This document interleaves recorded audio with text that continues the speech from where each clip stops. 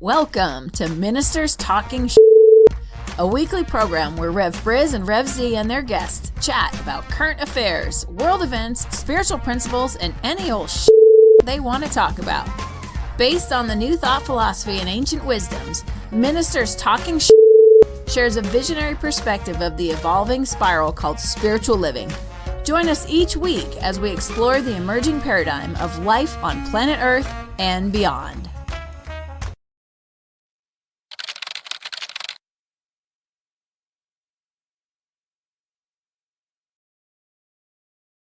And good morning, dear ones. Reverend Robert with you over here. Reverend Z right here. And we're a couple of ministers talking shit. And this happens every Friday here on the New Thought Media Network, right here on Friday mornings. We just love getting together early in the morning and talking about what's going on in the world. Now you're not at home this week, right, Z? You're out in the world. Tell everybody where you are. I am in Florida, visiting my grandkids. So I am safe and sound, and I intend to be safe and sound, especially as we deal with the rise of COVID. I'm down here between Duval and St. Johns County, and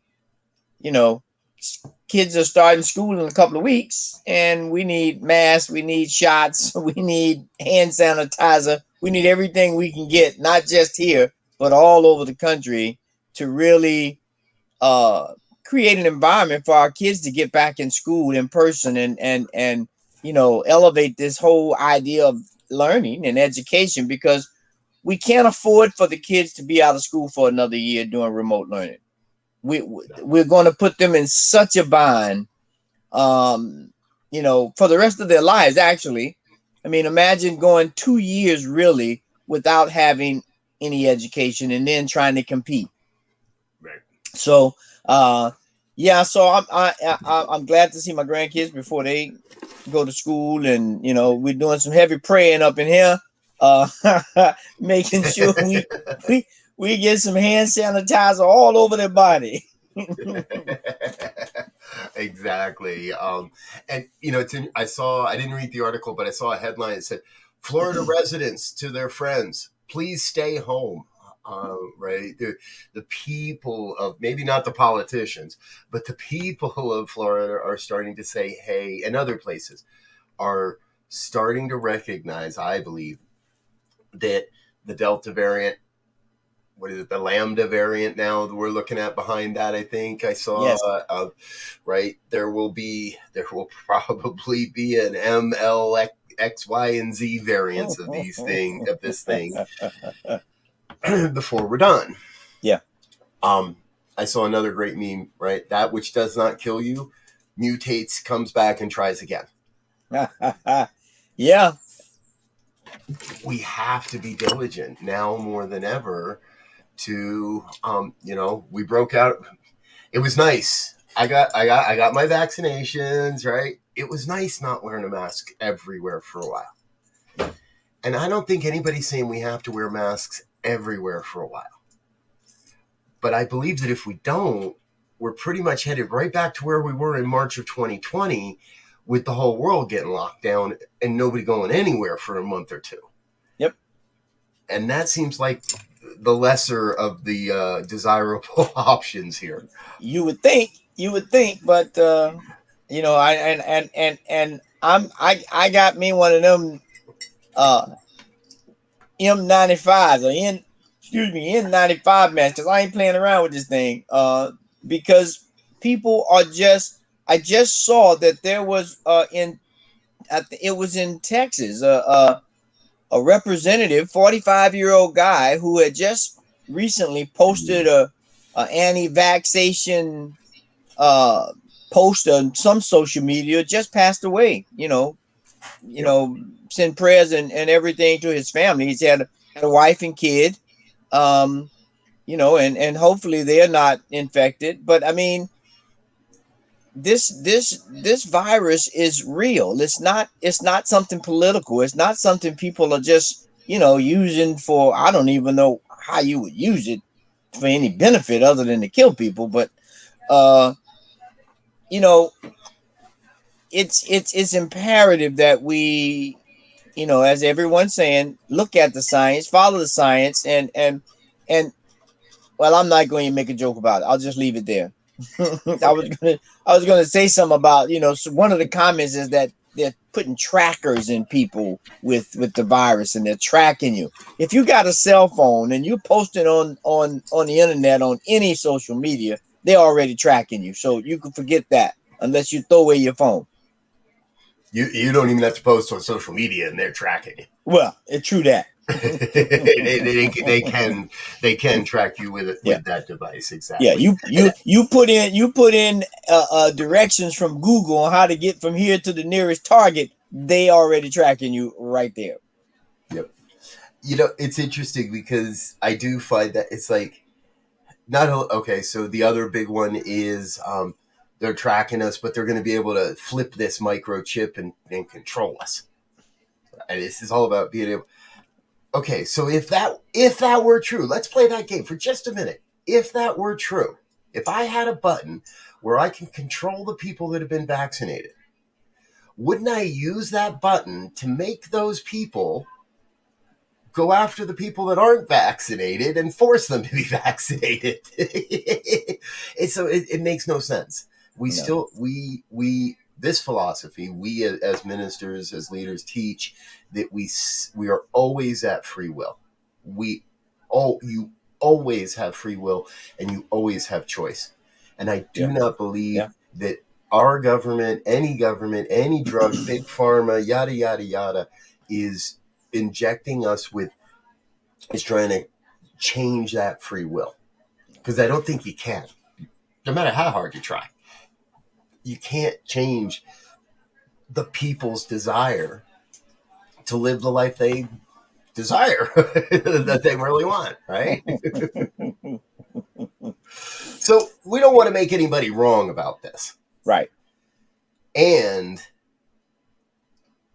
on behalf of New Thought Media Network, as the senior minister, I will be the first to say, get your vaccination, wear your mask. Yeah. Get vaccinated and wear a mask. Wear gloves. And wash your hands. Wash your hands. Stay 6 feet apart. Don't go run. Don't go to Lollapalooza. Don't go to Sturgis. Don't go see Fish or Widespread or your favorite band, because those places, even the unvaccinated, college kids, younger, now coming down with this.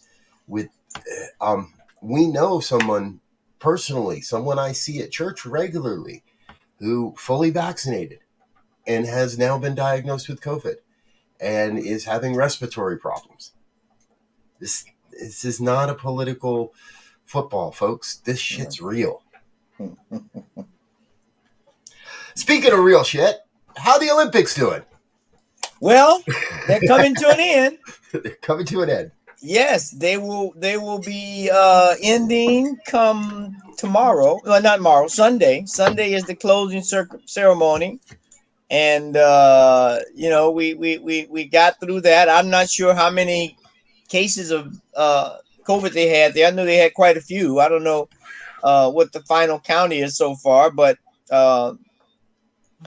yeah, so that's happened, and Simone Biles did compete in the last individual event that she was had qualified for and got bronze, so that was great. And now she's forwarded the case of one issue that we really need to look at in this country again, or continue and make it wider, is mental health. Yeah.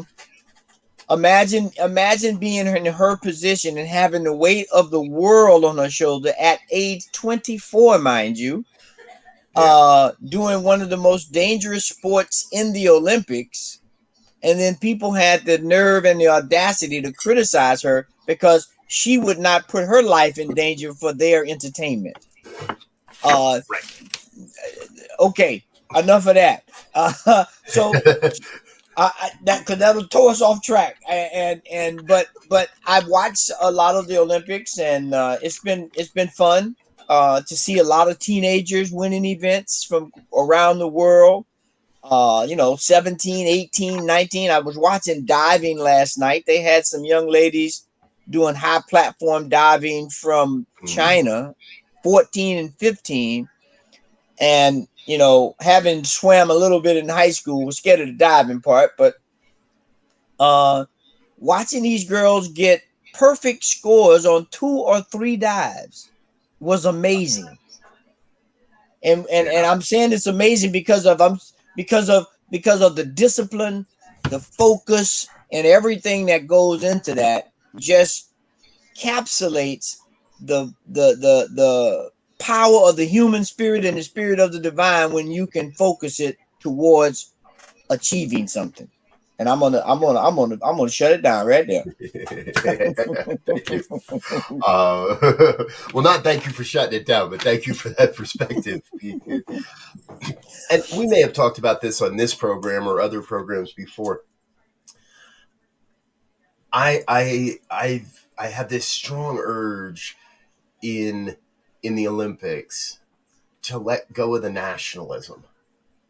Like every day I see on my news ticker, there's this thing, the medal count, right? Yep. So if you're interested, China's winning the gold medal count, but the U.S. is winning the overall medal count, right? Japan's been in third place there on gold and overall. So in today's age, I'd be much happier with the Olympics if we truly were celebrating the athletes and weren't putting this national, just like you said, the weight of the entire United States is resting on the shoulder. No, it's not. This woman should not in any way be responsible for America's feeling good about ourselves. This woman in no way should be responsible for the perception of American sports across the planet. She should be responsible for the perception of her own ability, for the perception of her team, of her her organization. A lot of people don't know this about Simone, but she's a lot more than an athlete. She's a businesswoman. She's doing a lot to foster the sport of gymnastics beyond the perceived limitations, beyond the, oh, I live in this state, or I go to that club, or I'm a part of this team. I think I'd get behind the Olympics a lot more if we got rid of the nationalism and it wasn't, and we didn't keep, I don't care how many medals. China didn't win any medals. The U.S. did not win any medals. People did. So let's keep a medal count, right?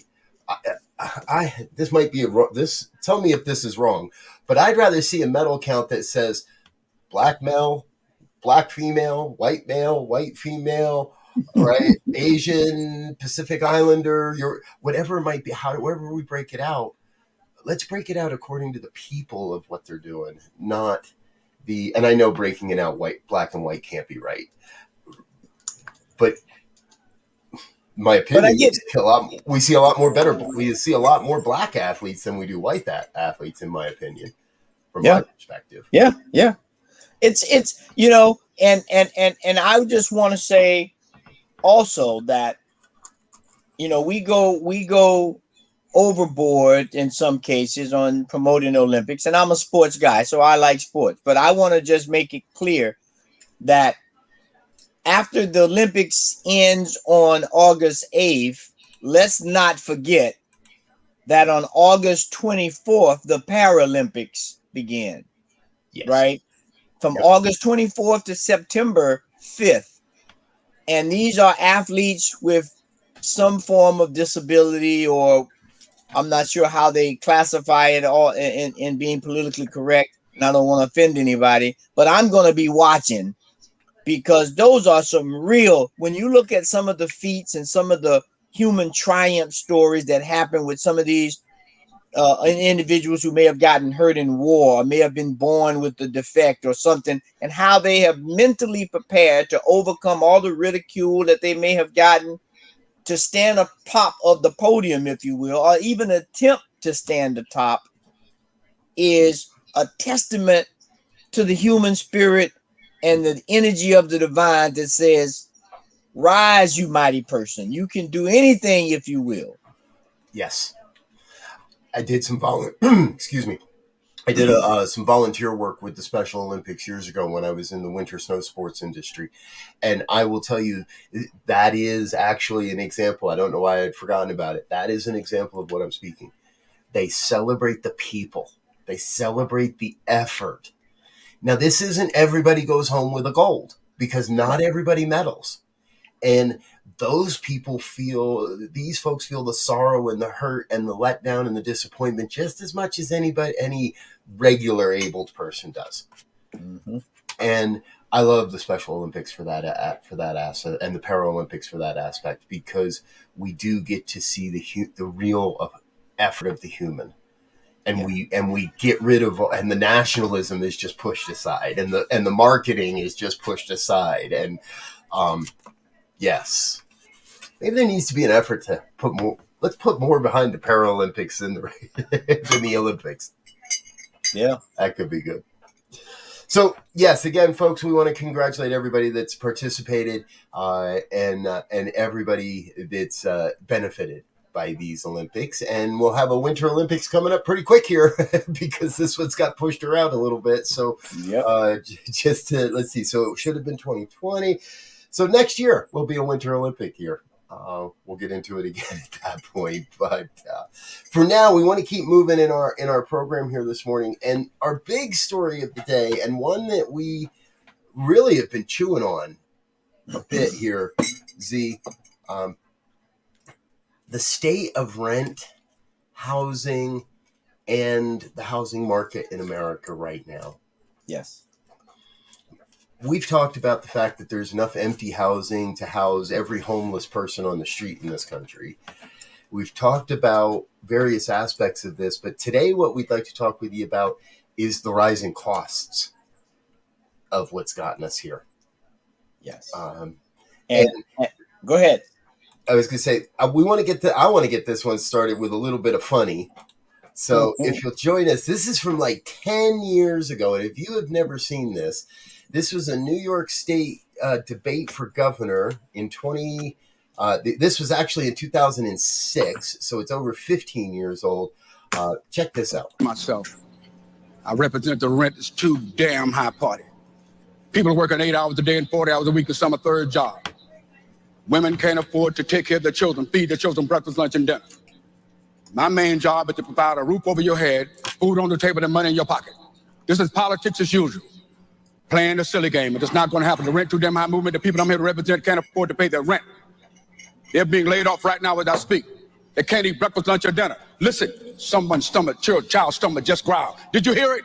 You gotta listen like me. Okay, let's Mr. talk McMillan. about the issue. Mr. People can't afford Mr. to pay their Cuomo, rent. 30 seconds for you, sir. Rent is too damn high. Thank you.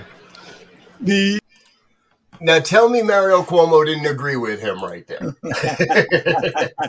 I dare anyone out there to tell me that man didn't agree with Willie.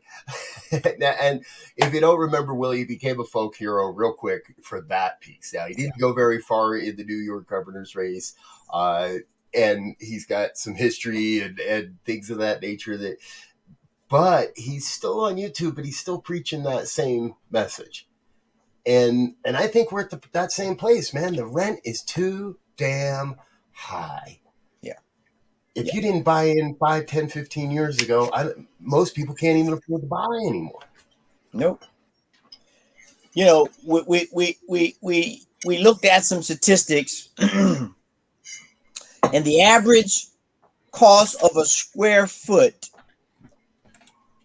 across the nation is $1.65 a square foot, which equates to a $600 apartment would cost you $1,000 a month, roughly $990 to be exact. That's before you got utilities, and when we look at the wages, when we look at how people are being displaced because of COVID, another reason to get a vaccine, to get people back in the workforce,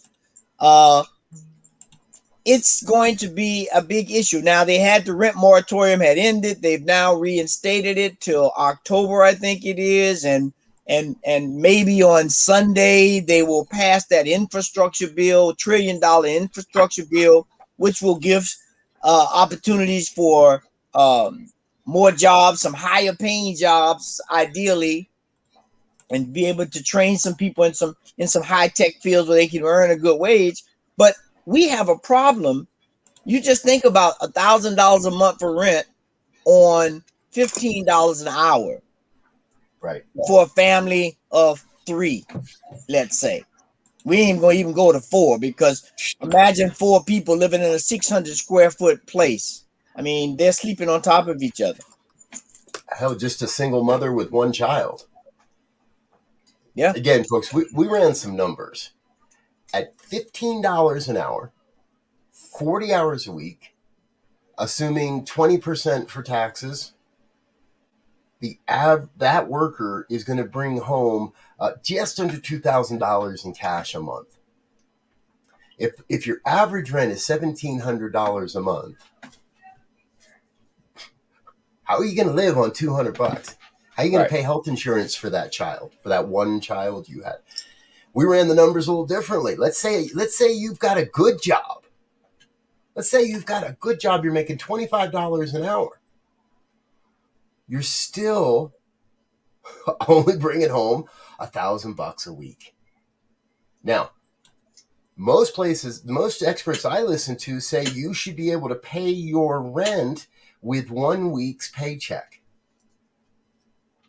How am I supposed to pay rent, my entire month's rent, with 1 week's paycheck, even making $25 an hour and working 40 hours a week?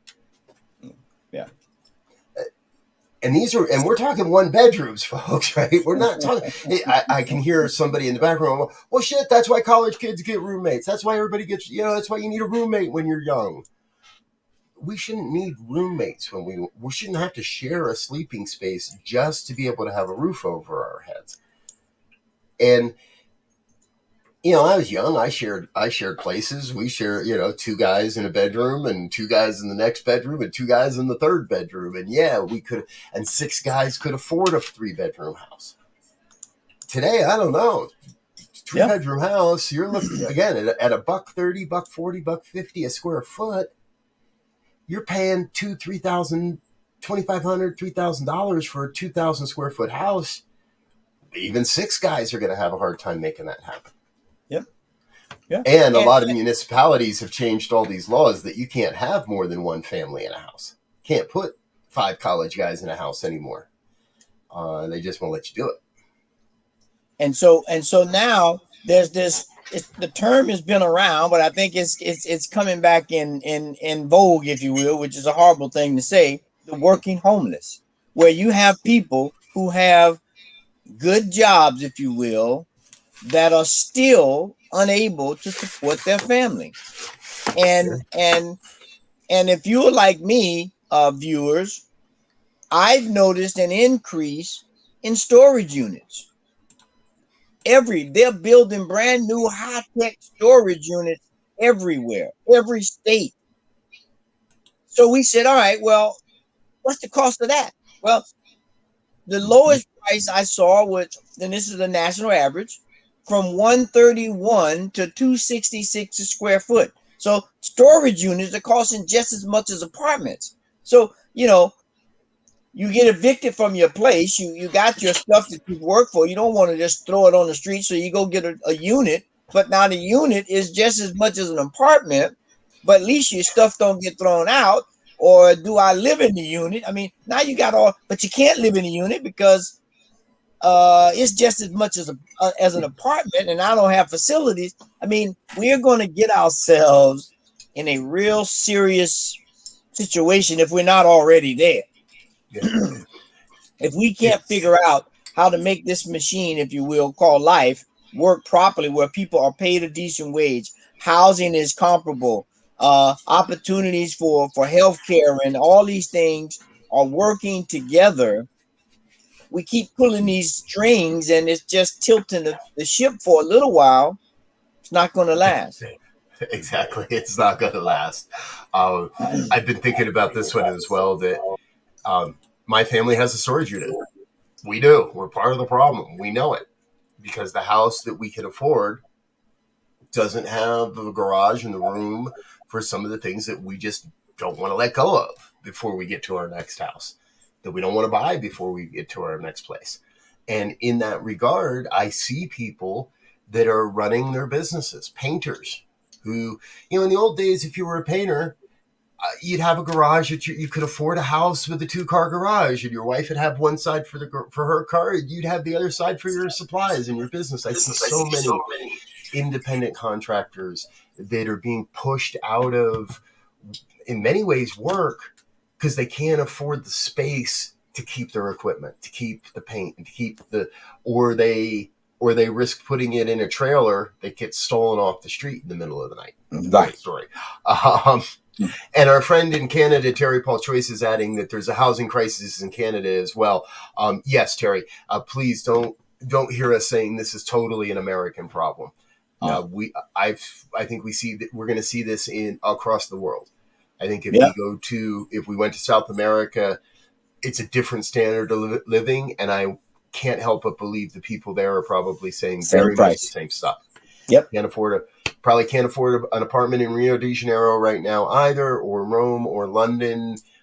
We do know from people we know in England that that's tough. It's tough there as well. So this is a human problem. It's a global concern. I think it's something we can address. I know it's something we can address because the resources are out there. The people are out there. The question is, do we have the wherewithal within to believe that we can make the change? And are we willing to follow the guidance of the divine to either make the change or demand the change? Right. And excuse me. So and we have also Alice is sitting saying, without her and her husband, her daughter would be in a situation in terms of trying to live and find good housing. And then we have Linda who's asking, what are some solutions? And that's part of the solution that Alice is bringing up. We have to begin to get families together to do things together. I mean, there used to be an idea of, okay, we're going to get a duplex. Parents live on one side, kids live on the other side, or whatever, because parents may have a little more assets to get into a building, and there are creative ways of doing this. But again, as Robert said at the beginning of the story, housing prices are going up because people are moving from high-priced places, getting top dollar for their buildings, moving to lower markets where they can come in. I know in Colorado for a while there, people were coming in paying 10, 15, 20% over asking price and paying cash for houses. Where they had a house in California, they came and flipped it around, making it impossible for the average person to get a house because they're driving up the market. Yep. So solutions, I wish we had them. I do believe we can see some ideas. If you've been listening to this network at all in the last year, you've heard Rev Brz and I talk about intentional communities more than a few times. We believe there's other aspects as well. I don't think this is just about, giving other people more money or this, but I do believe it is looking out for each other, helping out with each other, keeping an eye on our neighbors. Maybe it is supporting someone. And we had a friend visiting not all that long ago that it just happened to be a Saturday. She was visiting, yada, yada. There's a great food bank around the corner from us. So my wife said, well, come on, let's go to the food bank real quick.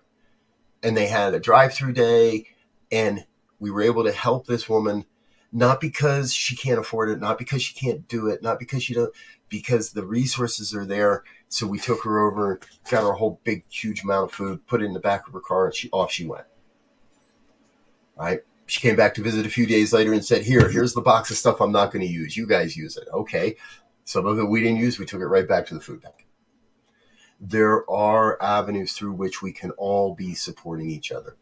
And before we run out of time here today, we want to support our friends and our families and neighbors and everyone that's being affected by the wildfires in California again, and anywhere else in the world that you might be experiencing wildfires.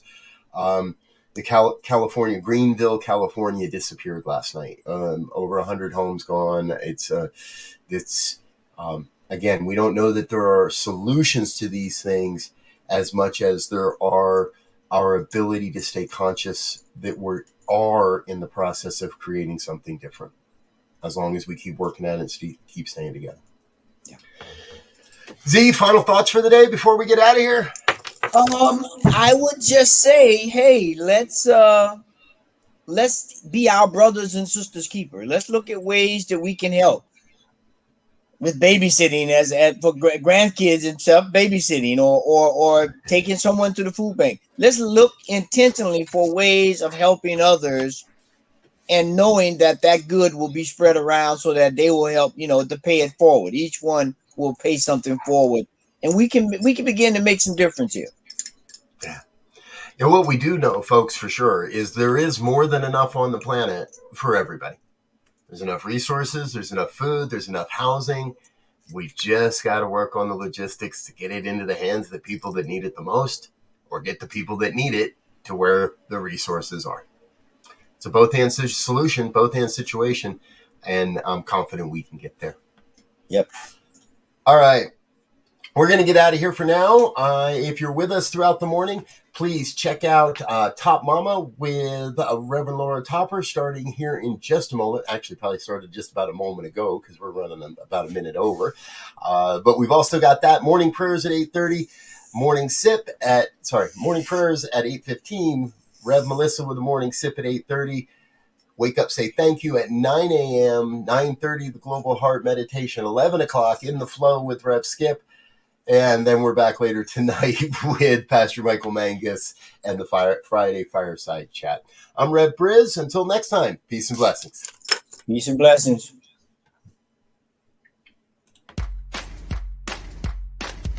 And thanks for listening to this week's episode of Ministers Talking.